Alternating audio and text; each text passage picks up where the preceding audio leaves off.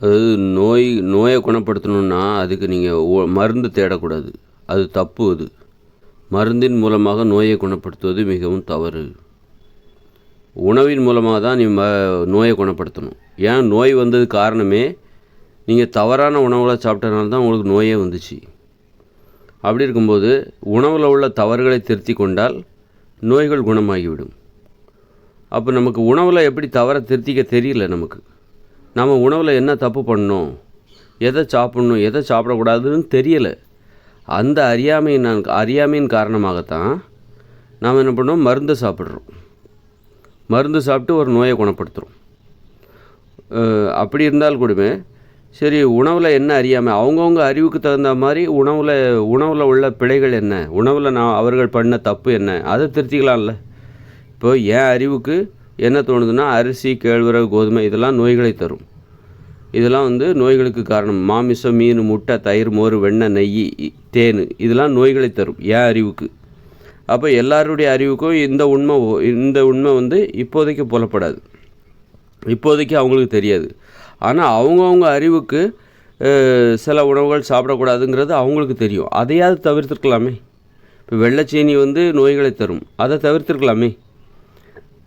அப்புறம் பரோட்டா இதெல்லாம் நோயை தரும், அதை தவிர்த்துருக்கலாமே. பேக்கரி உணவுகள், மைதா மாவுனால் செய்யப்பட்ட அந்த பேக்கரி உணவுகள் அது நோயை தரும், அதை தவிர்த்துருக்கலாமே.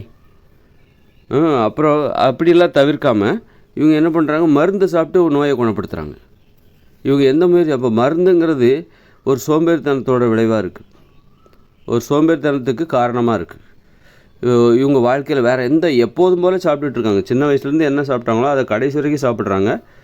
நோய் வருது, அவங்க சாப்பிட்ட உணவுகளால் நோய் வருது. அந்த நோய்களை குணப்படுத்துறதுக்கு மருந்து சாப்பிட்றாங்க. ஆனால் இவங்க தவறுகளை என்றைக்குமே திருத்திக்கிறது கிடையாது, உடற்பயிற்சி செய்கிறது கிடையாது. மருந்து எல்லாருமே பெரும்பாலான மக்கள் மருந்து சாப்பிட்றாங்க. பெரும்பாலான மக்களுக்கு நோய் இருக்குது. ஆனால் பெரும்பாலான மக்கள் உடற்பயிற்சி செய்கிறாங்களா, உணவில் ஏதாவது மாற்றத்தை ஏற்படுத்தினார்களா? வெள்ளைச்சீனி கலக்காத, வெள்ளைச்சீனி சேர்க்காத டீயை குடித்தாங்களா என்றைக்காவது? வெள்ளைச்சீனி கெடுதல்னு அவங்க அறிவுக்கு, எல்லாருடைய அறிவுக்கும் தெரியும் வெள்ளைச்சீனி கெடுதல்னு. அது மாதிரி பரோட்டா சாப்பிடாமல் இருக்காங்களா? அப்போ பேக்கரி உணவுகள், அது பப்ஸு, பஜ்ஜி இதெல்லாம் சாப்பிடக்கூடாதுன்னு பெரும்பாலானவங்களுக்கு தெரியும். அப்புறம் அதை ஏன் சாப்பிட்டுட்ருக்காங்க? இப்படி சாப்பிடக்கூடாத உணவுகள்னு பெரும்பாலான மக்களுக்கு தெரியும்.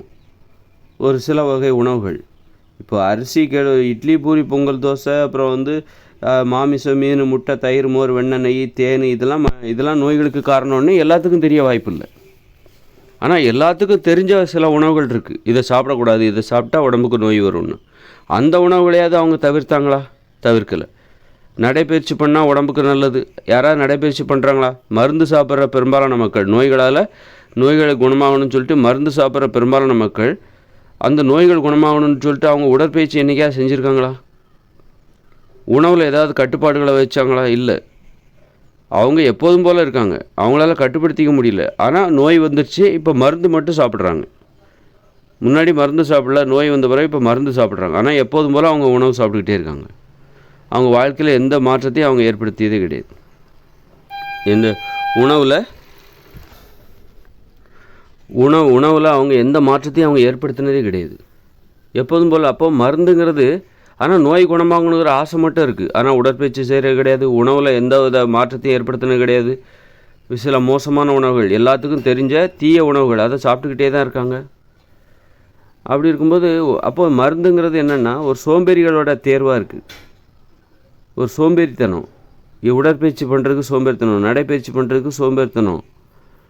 அப்புறம் உணவில் சில மோசமான உணவுகளை சாப்பிடாமல் இருக்கணும் அப்படிங்கிற அந்த கட்டுப்பாடற்ற நிலை, அதை சாப்பிடக்கூடாது அப்படின்னா அவங்களால முடியலை. அவர்களின் தேர்வு தான், சோம்பேறிகளின் ஒரு தேர்வு, சோம்பேறித்தனத்தால் பாதிக்கப்பட்டவர்களின் ஒரு தேர்வு, கட்டுப்பாடற்றவர்கள் இருக்காங்களா அவங்களுடைய தேர்வு தான் மருந்து. வெள்ளைச்சீனி கலந்த டீயை குடிக்கக்கூடாதுன்னு சொன்னால் கேட்கவே மாட்டேன்றாங்க, அதை தான் குடிக்கிறாங்க. அப்படின்னா அவங்களுக்கு கெடுதல்னு தெரியும். அப்போ அவர்களின் தேர்வு தான் மருந்து.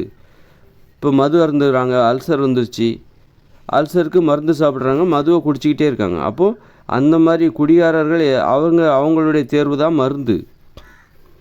சிகரெட் பிடிக்கிறாங்க. அதனால் என்ன ஆகுது, நுரையீரல், ஆஸ்மா, வீசிங் எல்லாம் வருது, நிறைய பிரச்சனை வருது.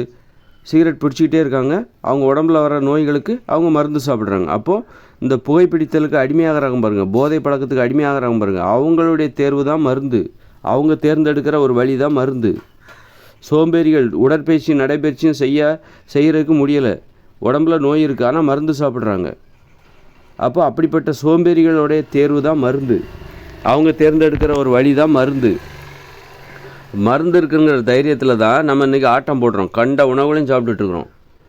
என்ன வேணாலும், அதாவது நல்லா இப்போ பிரியாணி அது இதுன்னு சாப்பிடு, செரிமான குறைபாடு அதை பற்றி கவலைப்படாத. ஒரு கடுக்கா பொடியை ஒரு ஸ்பூன் போட்டு சாப்பிட்டு படுத்துட்டு மறுநாள் நல்லா மலம் கழிஞ்சிரும்.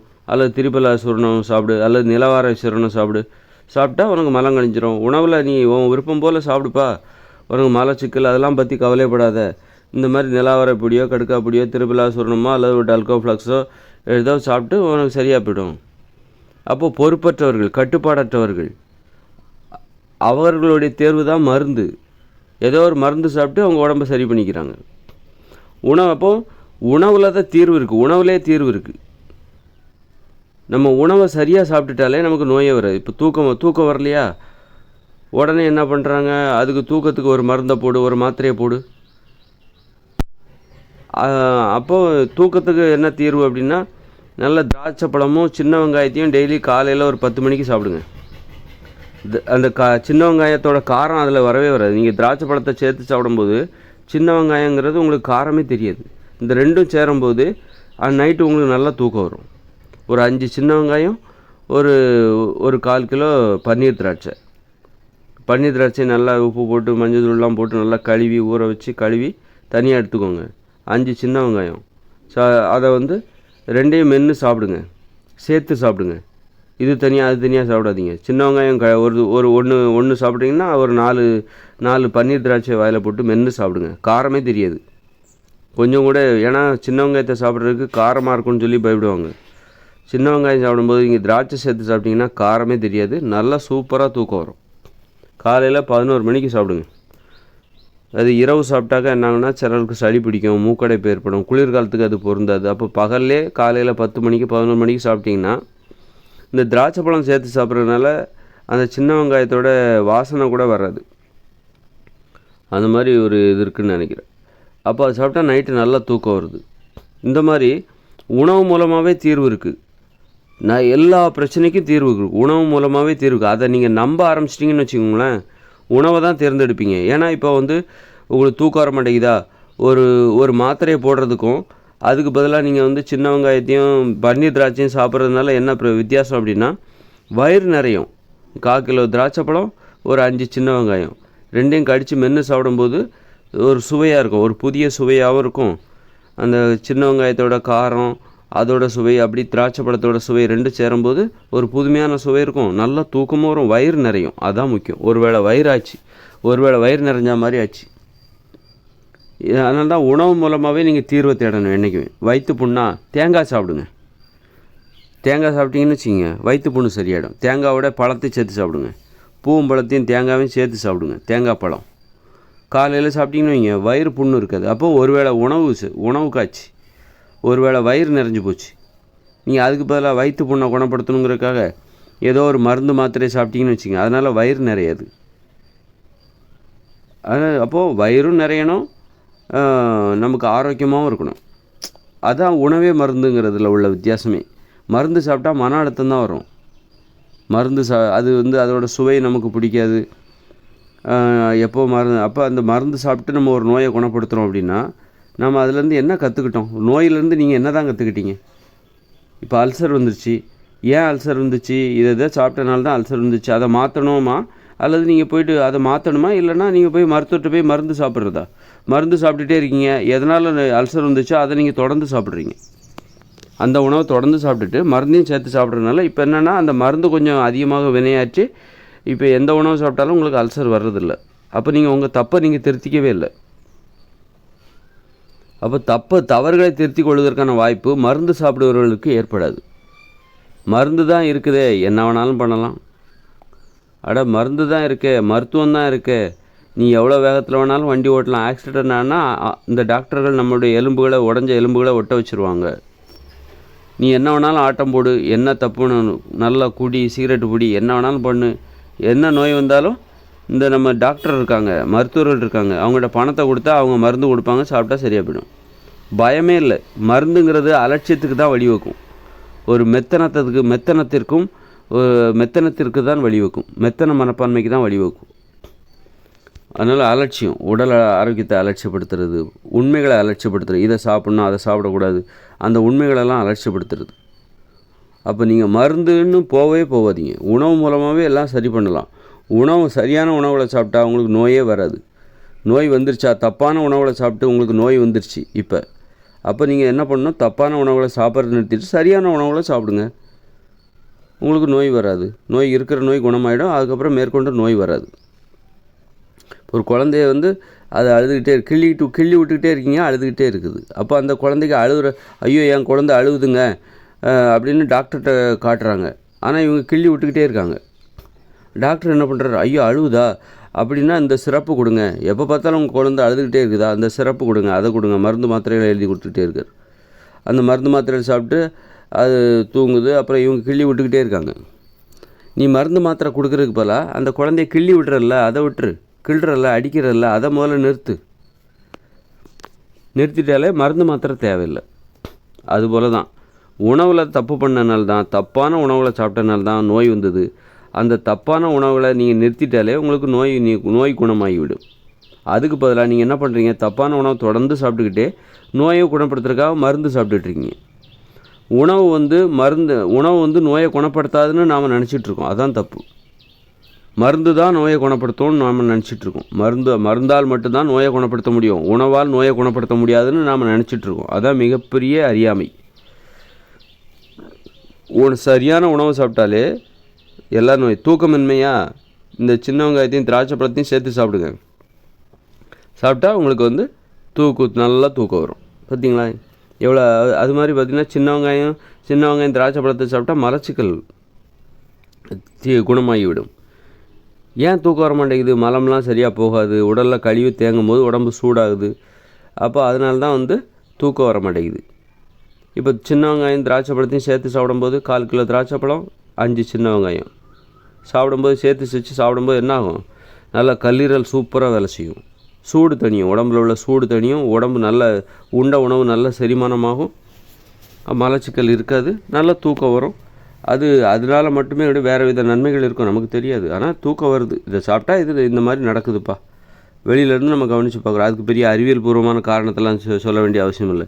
சின்ன வெங்காயத்தில் அந்த மெலனின் இது என்னோ இருக்குது, மெட்டசின், கிட்டசின், இப்படியெல்லாம் கதை விட வேண்டிய அவசியம் கிடையாது. அந்த அளவுக்கு நீ உள்ளே போய் ஆராய்ச்சி பண்ண தேவையில்ல.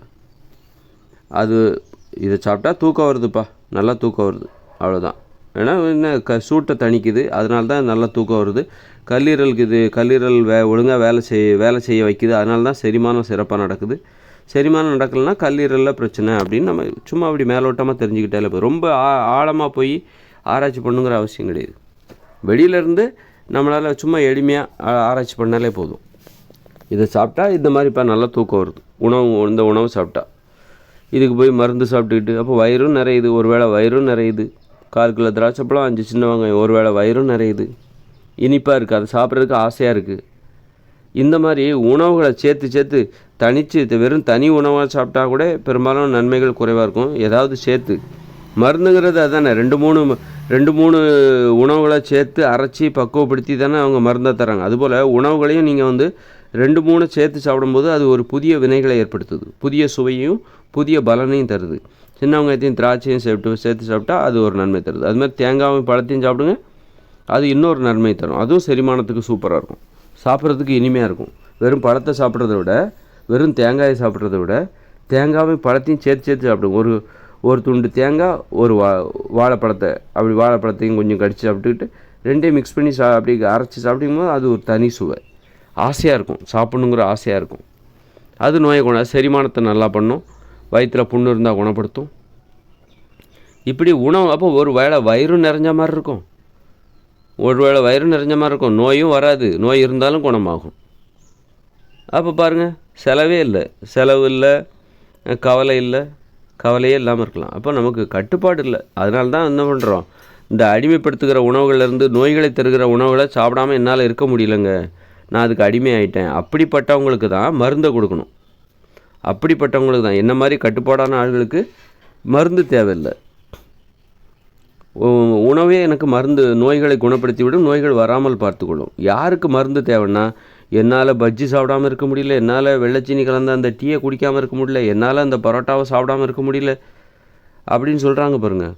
அவங்களுக்கு தான் சரி, பாவம் உங்களால் முடியலை, உங்களுக்கு கட்டுப்பாடு இல்லை, மனக்கட்டுப்பாடு இல்லை, அதனால் மன உறுதி இல்லை, அதனால் சரி உங்களுக்கு வந்த நோய்க்கு உங்களுக்கு நோய் வந்துருச்சு, இந்த மாதிரி கட்டுப்பாடு இல்லாமல் கண்ட உணவுகளை சாப்பிட்டதுனால இப்போ உங்களுக்கு நோய் வந்துருச்சு, உங்களால் உணவுகளை இந்தந்த உணவுகளை சாப்பிடக்கூடாதுன்னா அதை உங்களால் சாப்பிடாமல் இருக்க முடியல, அதனால் இந்தாங்க பிடிங்க மருந்து.